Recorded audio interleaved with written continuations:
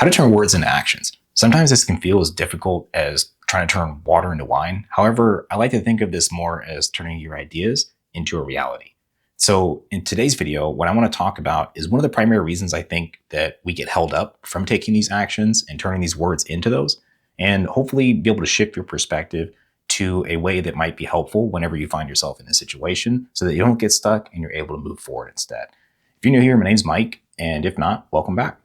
So when we talk about words into actions, this is a lot easier said than done. And in fact, I think anytime you're attaining a new goal or doing something different in your life than you're accustomed to, it's always difficult no matter what anybody says.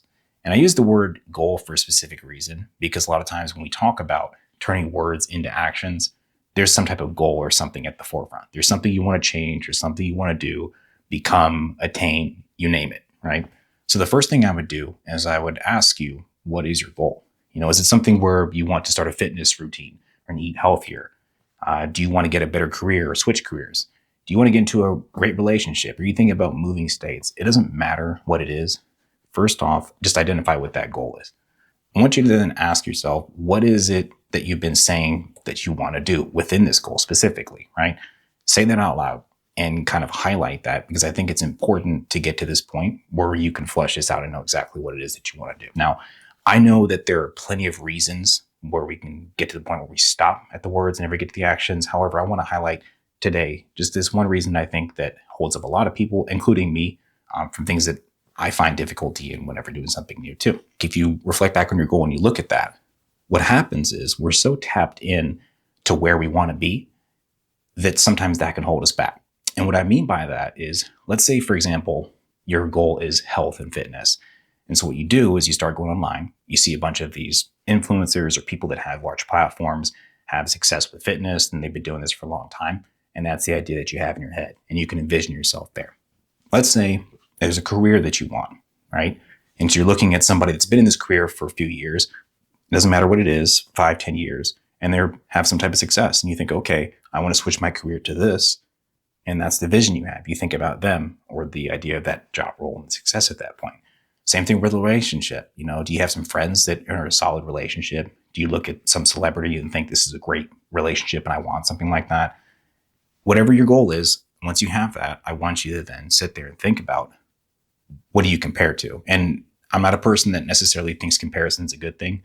However, I think that all of us do it to some extent, and you can use it for a good reason, right? So we're talking about this. Think about where you want to be and what your intentions are, what the words are that you say to yourself about your goal, and then think about the ideas that you fill yourself in with in your head as to what you think that looks like. I think the perspective is the biggest thing that holds us back. And what I mean by that is, let's say, for example, you're looking at these people or the idea of this role or position or whatever it may be, and you consume the content with it, right? You're always around, you're very tapped into what the niche is. You're tapped into what the idea is, what the goal, the person, anything. It doesn't matter what it is, but you watch this stuff. You read about it. You think about what it would be like to be in that position yourself. You think, okay, I'm smart enough to do this. I just am not getting to this point. I'm not getting there. I'm well, sound myself, and I could be in a great relationship, and I can see myself there, but I'm just not doing that. I see these people that go on walks and they have these health routines and things, but I'm not quite, I'm just not doing it to get there, right? I was the same way.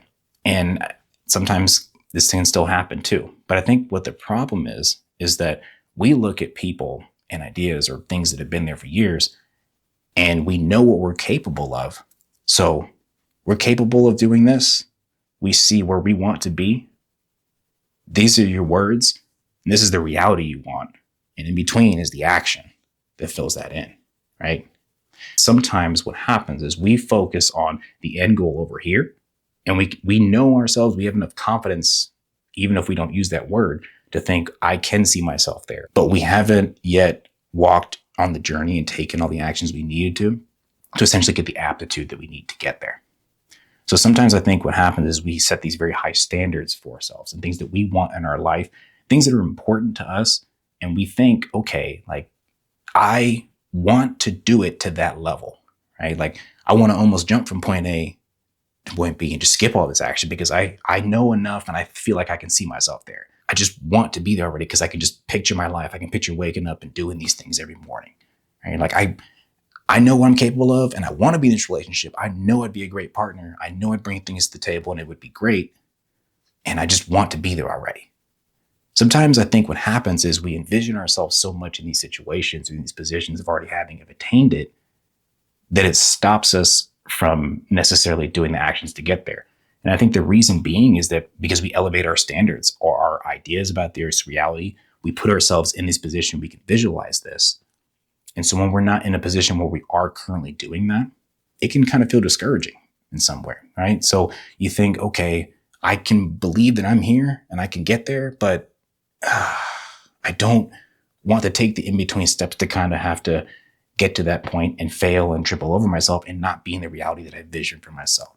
The more content you consume, the more people you look up to for inspiration, the more that you're consumed within whatever it is, the goal that you want to do. It's good on one hand because you want to know what you're getting into and what the reality looks like. But sometimes that can elevate your standards and your idea of what that looks like to a certain point where it's just so difficult to get started because everything you do, you feel like you don't necessarily have the aptitude, the skill set, the experience, or whatever it may be that fills in standards. One thing that I can talk about here is, something that it was difficult for me. And it's a perspective that I think also helps in some way. So I'm going to give the example of YouTube because I'm making a YouTube video here. One thing that was difficult for me up front, if you consume a lot of YouTube like me, you understand what a really solid video looks like. The editing, the sound, the light, the scenery, the content, the edits, everything that goes into this stuff that makes it a really, really good video. And not only that, but some of these people have teams, they're really well established. And so you get to a point where you think, okay, like I know what my standard is for content that I consume or things that I care about. And I know they're at this level. And so you have the understanding of what good stuff looks like or what a successful, position would look like there. But then you turn the camera on for the first time and you realize, wow, it's hard to set a light up. It's tough to get your audio sounding okay. It's hard to keep a flow. It's hard to keep attention. It's hard to provide value. And it's hard to do it every week and stay consistent.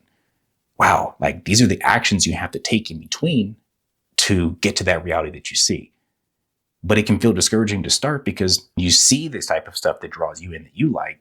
The second you try it, you realize, wow, like my aptitude is lower and I need to up this before I can even get to this point. And so sometimes when we get so consumed by looking at the end goal, we forget about the middle, which is the most important piece. Maybe forget is the wrong word, but I would say that we don't maybe focus on exactly the middle piece, which is the action of getting to that destination. One thing that I've done to help in terms of YouTube and my perspective with this is to see where some of these creators or other people that I look up to for inspiration have started, right? And you can do this with anything, it's any type of goal that you have too. In my situation, it's easier to kind of do a little bit of this work and this information gathering because I can go to anybody's channel that's successful. I can click on their videos and I can click on oldest. And you'd be amazed the amount of times I've done that. And either one, the creator that is very well established, their content that started off had absolutely nothing to do with the direction they ended up in. Or it's similar, but man, the quality was bad, like you'd expect. Anybody starting off anything new, right? And so sometimes what I'll do is I'll do that to see, not to compare myself to say, this is where I'm and this is where you are, but I compare their day one to my day one to kind of see, okay, like I'm doing all right. And as long as you stay consistent and you take the smallest actions every time, in this case, it may mean turning the light up to a different dial, moving the camera to a different position, saying something different in the intro than I did in the previous video. It's these small actions and these small steps that when compiled on top of each other eventually lead to the outcome that you'd like. So that's an example that I can give with YouTube, but as it relates to you and whatever you want, whether it's that fitness, a relationship, a life goal of any other sort, especially if you look up to others for inspiration, or if you don't look up to others for inspiration, but just the idea of seeing multiple people successful in a thing, what I would say is important to do is to take that extra step and do a little bit of research and see where they started. Like what did they do to get to this point that you now see them in, right? So if it's someone that's in the spotlight, and you see a relationship that's been solid for a long time, and this inspires you, and you think, okay, I can bring this to the table in a relationship. I know what it is. I'm saying this to myself, but I'm not at my outcome. try to do some research and kind of see like, well, what were some of the pitfalls that they had? What were some of the difficulties and the things that aren't always like up in your face to tell you the things that they went through that were difficult? And it might show you, okay, like, wow, I went through those difficulties too. And like, in fact, they went through a lot of difficulties, and these are just the ones I know about. And that's what made them stronger, right? So then sometimes if you find yourself in that position where you don't want to start doing something, you realize that even if you start doing something that doesn't work, that's what they did, and it worked for them. And they became stronger because of that, because they pushed through and they started taking these small bite-sized actions to get to that piece. It's the same thing with fitness. Like if you see someone or you look at fitness influencers or content creators that put this information out there, if you see someone that made a big change in their life health-wise, and you think, okay, like, I know I can do that. I want to do this. I want to better myself, but it's so much work to get to this end goal of where I want to be. Okay, I get that. So instead, what I would say is, especially if you're looking at people, go back and see their earliest posts. Go back and look at an interview that they were on where they were talking about the difficulties they went through, the setbacks they had, how many times they started a diet and kept it up for a month or two. And then they went back and started eat one cookie. And next thing you know, you're eating a whole box of them. And you had to start over. And how many times did you do this, right? Like 3 steps forward, 1 step back type of thing.